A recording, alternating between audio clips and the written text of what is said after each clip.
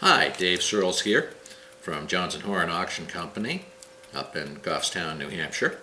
This is lot 226 from our upcoming April 28th auction that is going to be held at the Radisson, Manchester. The watch is by Albert Baillon, who was active by 1695. Wonderful French maker, and this is a watch that's called an onion watch. For obvious reasons, it has somewhat of the resemblance to an onion, the size and thickness of it. The reason that they created this form of watch was because they found that by making a larger watch with a larger balance, they had a better result on timekeeping. This is only a couple of decades after the discovery of the hairspring and application of the hairspring to a watch in general. I'll show you the mechanism here, which is always a wonderful thing to see.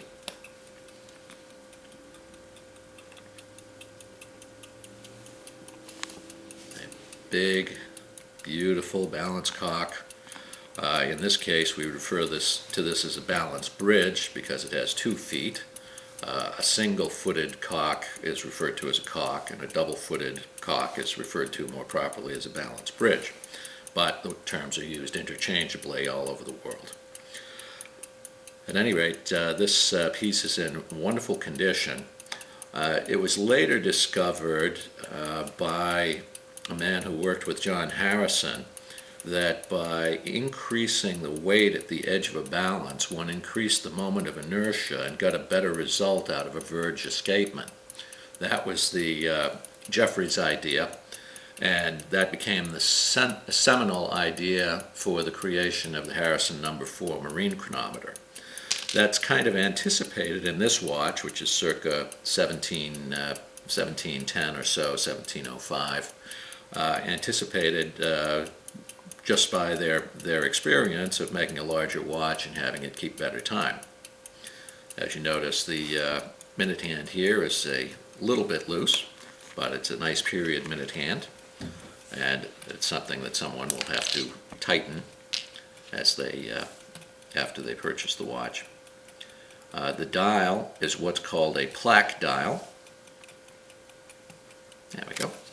The dial is what's called a plaque dial for the obvious reason that you have porcelain plaques that are fired onto the surface of the dial. Now, they're actually earthenware glazed plaques because there wasn't much in the way of a true high-grade vitrified porcelain in Europe or in widespread use in France until the middle of the 18th century, even though porcelain was first created in Germany around 1708. This particular watch is in really wonderful condition. There's hardly any damage or defects to the plaques at all. Most of these that we come across will have several broken plaques that have been restored, some wonderfully, some very poorly. So it's a nice thing to see a watch in this great condition. So that's a nice offering from just emerging from the late 17th century into the early 18th century. And we will have this at our sale. You can visit us online at jones-horan.com, or you can come and see everything live at the Radisson in Manchester, New Hampshire. We have no buyer's premium, no sales tax, and no reserves at this up-and-coming sale. This particular item we estimate reasonably at $2,000 to $3,000. Thank you.